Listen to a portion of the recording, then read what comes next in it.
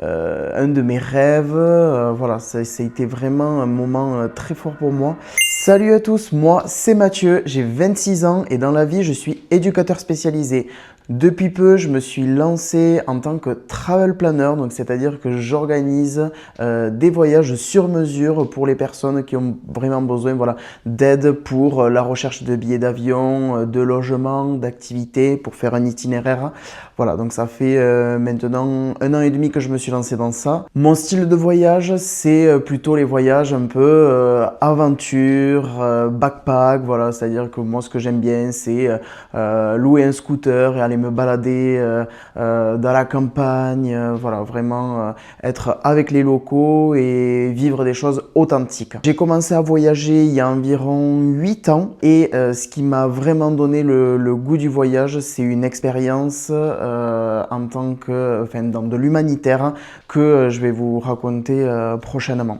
Mon déclic, ça a vraiment été mon expérience dans de l'humanitaire à Madagascar. Donc en fait, durant ma formation d'éducateur spécialisé, je me suis rendu pendant 3 mois à Madagascar dans un orphelinat donc, qui accueillait des enfants de la naissance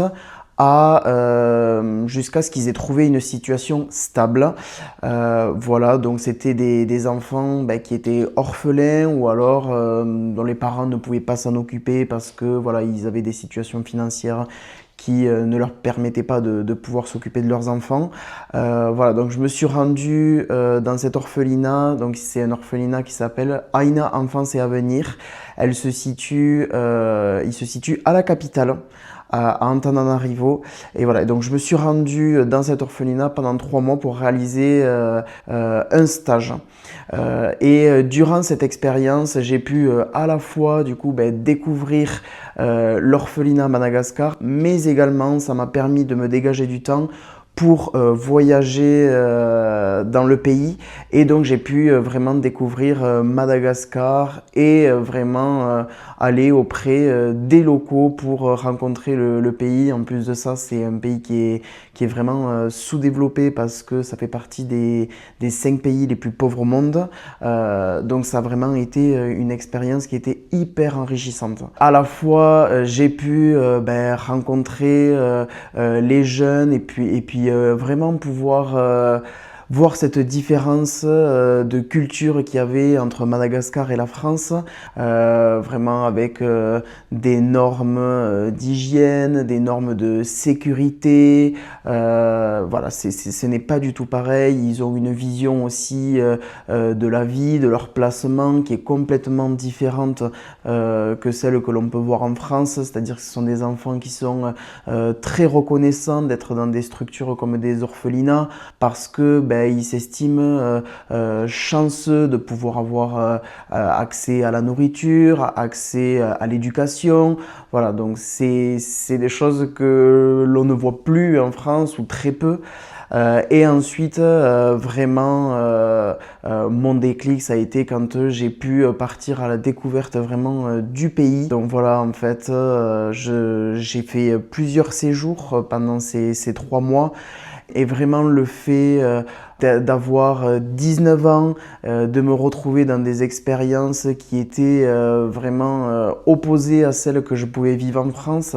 C'est-à-dire que voilà, j'ai pu découvrir des paysages sublimes. En termes culturels aussi, c'est vraiment un pays qui est très pauvre, donc on peut voir des choses qui peuvent parfois être très surprenantes, de la misère aussi, donc c'est vrai que ça peut être parfois très surprenant. Le déclic aussi que j'ai eu, c'est ces moments où j'ai pu me sentir hyper serein, reconnaissant, chanceux de pouvoir me retrouver là. Voilà, j'étais en plein mois de novembre sur une plage juste sublime avec un coucher de soleil et puis je me disais que mes proches en France, ils étaient soit en train de faire des études, soit au travail. Et moi, en fait, j'étais en train de vivre un de mes rêves. Voilà, ça a été vraiment un moment très fort pour moi. Mais également, en fait, il y a eu des hauts et des bas, c'est-à-dire que j'ai été aussi confronté à certaines situations pendant ces séjours où voilà, j'ai pu me sentir un peu en insécurité. Par exemple, j'ai fait un long trajet en bus qui faisait une bonne partie du pays. Puis il devait être 18 heures et quelques, la nuit était un peu en train de tomber et là en fait des barrières se ferment devant le bus, on nous dit non, vous pouvez pas passer et en fait c'était la police qui nous empêchait de prendre une route parce qu'en fait un peu plus loin au niveau de la route il y avait des chasseurs de zébus qui nous attendaient, donc je pense avec des armes pour en fait braquer le bus et pour, je pense, voilà, voler les personnes qui se trouvaient dans le bus. Donc du coup, voilà, on a attendu pendant plus de 2 heures avant de pouvoir prendre cette route et que les chasseurs de zébus soient partis. Et ensuite, on a fait toute la route escortée par la police. Donc c'est vrai qu'on se retrouve dans un pays qu'on ne connaît pas, avec des gens qu'on ne connaît pas forcément, une culture qu'on ne connaît pas. Chasseurs de zébus, moi, je ne sais pas ce que c'est en France. Voilà, et donc du coup on se sent un peu en insécurité, mais à la fois voilà, c'est dans ces moments aussi qu'on se sent vivant et je pense que c'est vraiment le cumul de tout qui m'a vraiment donné cette passion pour le voyage. Maintenant ça fait voilà, comme je disais, plus de 8 ans que je voyage, j'ai fait plus de 30 pays. Je prends un plaisir monstre à chaque fois à découvrir toutes les cultures, vraiment à vouloir aller au contact avec les locaux parce que voilà, moi vraiment ce que j'aime c'est les choses authentiques. Alors oui, forcément, faire des lieux touristiques ou autres, c'est toujours plaisant et si ces lieux-là sont touristiques, c'est pas pour rien, c'est parce que forcément ils ont attiré des gens, mais vraiment là où je me sens le mieux, c'est voilà, quand je suis avec les locaux, que je fais des choses authentiques, c'est vraiment plus les expériences de vie qui me font vraiment apprécier mon voyage plutôt que voilà, les spots touristiques. Voilà. Durant cette expérience à Madagascar, donc du coup, de base, je devais y partir avec une amie à moi, avec lequel j'étais en formation. Donc je ne sais pas si je l'ai dit tout à l'heure, mais en fait, ce stage à l'étranger, je l'ai réalisé pendant ma formation en tant qu'éducateur spécialisé. Donc en fait, pendant ma formation, je réalise des stages en tant qu'EduxP. Et il y a un de ces stages que je peux réaliser en mobilité, donc à l'étranger. Et moi, j'ai décidé de le faire à Madagascar parce que voilà, je savais qu'il y avait des orphelinats et puis voilà, ça m'intéressait beaucoup de voir comment on pouvait travailler là-bas.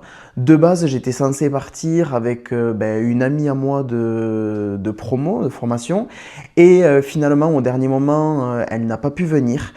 Donc je me suis dit, bon tant pis, je vais partir seul, je suis jamais parti seul, j'ai 19 ans, ça fait aussi l'occasion de faire une expérience un peu de solo trip. Et puis au dernier moment, il y avait une autre fille de formation avec qui j'étais qui voulait faire un stage à mobilité aussi, mais qui ne trouvait pas de lieu de stage. Donc ça m'embêtait un petit peu qu'elle se retrouve sans rien. Donc je lui ai dit, bon écoute, de base, je devais le faire avec une amie à moi. Finalement, elle ne peut pas venir. Donc si tu veux, il y a une place avec moi pour réaliser ce stage à Madagascar. Et donc, elle était partante. Donc nous sommes partis tous les deux là-bas. Et en fait, ça a vraiment été une expérience incroyable de partager ça avec elle parce qu'en fait, on n'était pas amis, on se connaissait pas forcément, voilà. Et en fait, c'est vraiment là-bas qu'on a appris à se connaître et en fait, on a pu nouer des liens qui ont été vraiment incroyables et dont j'aurais pas pu me douter. Et en fait, c'est vraiment là où je me suis dit que, en fait, quand on part en voyage, surtout dans des expériences qui sont un peu, voilà, qui peuvent te chambouler ou autre, c'est pas forcément les amis avec qui on est le plus proche que c'est le mieux de partir, quoi. Vraiment, des fois, on peut être très très ami avec quelqu'un et au final se rendre compte que ben, pendant le voyage, ça ne matche pas forcément. Enfin voilà, on rencontre vraiment, je trouve, une personne pendant le voyage. C'est complètement différent.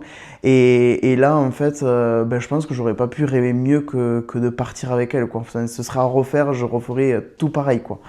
Euh, voilà, et donc depuis, ben, ça m'a donné vraiment le goût du voyage. J'ai pu voyager à de nombreuses reprises et vraiment, voilà, à chaque fois, ce que je ressens dans mes voyages, c'est que ben, je me sens vivant, ça me fait vibrer. Voilà, j'adore ce sentiment-là un peu qu'on a de liberté pendant le voyage. Moi, c'est vraiment ce qui me plaît. Et voilà, donc c'est un peu ce que je voulais vous partager aujourd'hui et ça a vraiment été mon déclic pour commencer le voyage et malheureusement maintenant qu'on a commencé, je pense que c'est impossible de s'arrêter, quoi. Okay, let's go. 100%